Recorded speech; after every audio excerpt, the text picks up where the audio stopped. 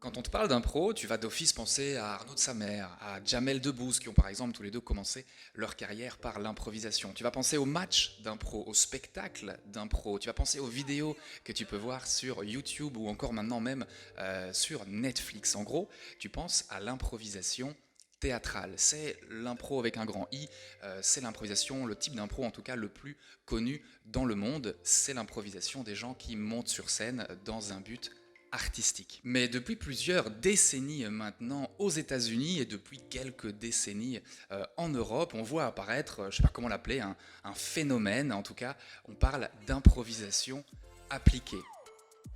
Mais alors, quelle est la différence entre l'improvisation théâtrale et l'improvisation appliquée?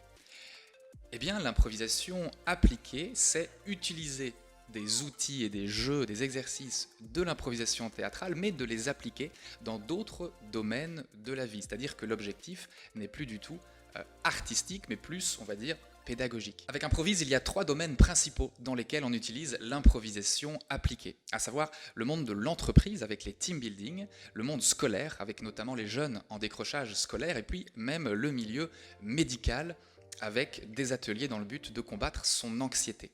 On en parle tout de suite. Comment vaincre au mieux sa timidité, son manque d'assurance, son stress? Vous allez voir qu'en France, de plus en plus d'entreprises vous proposent désormais de participer à des cours, à des ateliers d'improvisation. En entreprise, on va principalement organiser des team building basés sur justement ces outils qu'offre l'improvisation théâtrale. Avec les jeunes en décrochage scolaire que l'on suit régulièrement, on s'est rendu compte qu'ils venaient très fréquemment de cellules familiales défaillantes dans lesquelles ils nourrissaient beaucoup de colère, de tristesse, de rancœur et avaient donc souvent des difficultés à gérer leurs émotions. C'est donc sur cette base-là qu'on crée très souvent nos ateliers d'improvisation appliqués pour eux. Et puis on travaille avec une maison médicale dans laquelle on a pour objectif d'aider les patients, les participants à combattre leur anxiété. C'est ce qu'on peut appeler l'improthérapie.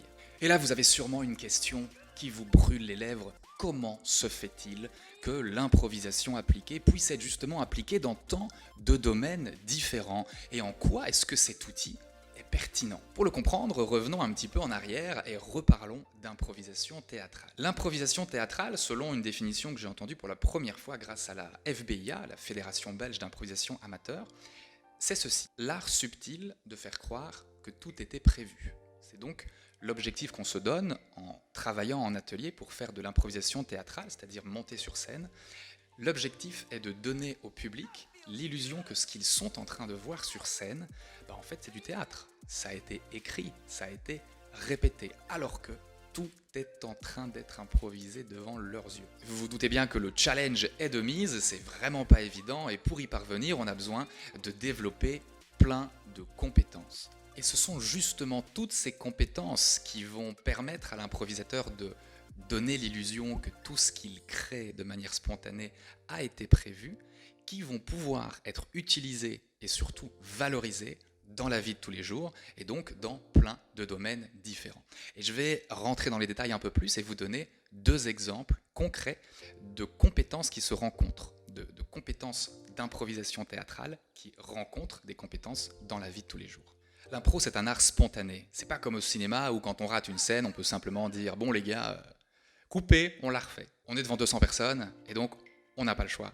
On doit apprendre à prendre des risques. On doit apprendre à moins redouter l'erreur et surtout quand elle arrive, on doit apprendre à l'assumer et à garder la tête haute. Comme c'est un art collaboratif et qu'on improvise rarement tout seul, eh bien pour improviser, il faut apprendre à prendre confiance en soi, à avoir confiance en l'autre. En impro, soit on fait une belle scène tous ensemble, soit on fait une scène pourrie tous ensemble. Mais dans tous les cas, c'est de la collaboration. La réussite de l'autre a donc un impact sur votre réussite personnelle et vice-versa. C'est pour ça qu'en impro, eh bien, on apprend à compenser les erreurs des autres, mais également à mettre en lumière, mettre en exergue leurs forces. Vous l'avez deviné, les compétences nécessaires pour créer une belle scène en improvisation sont des soft skills reconnus de tous comme étant extrêmement utiles dans la société actuelle et pouvant donc être appliquées dans plein de domaines de la vie. C'est ça, l'improvisation appliquée. Si l'improthérapie ça vous parle et que vous voulez en savoir plus sur nos interventions en maison médicale, n'hésitez pas à lire notre article de blog sur le site web qui va s'afficher ici, juste en dessous de votre écran. On va également le réindiquer dans les commentaires en bas sur YouTube. Vous retrouverez notamment sur cet article de blog plus d'informations sur un travail de fin d'études universitaire réalisé pour établir les liens entre l'anxiété et l'improvisation théâtrale. Et si l'improvisation appliquée dans son ensemble vous intéresse, je vous invite à lire ce livre, Applied Improvisation. C'est en anglais, mais c'est vraiment de la bombe. Il existe également un réseau mondial de passionnés d'improvisation appliquée. Vous retrouverez notamment le groupe sur Facebook, The Applied Improvisation Network. On met le lien juste en dessous. Et vous retrouverez également leur site web, www.appliedimprovisation.network. On vous met également le lien juste en dessous.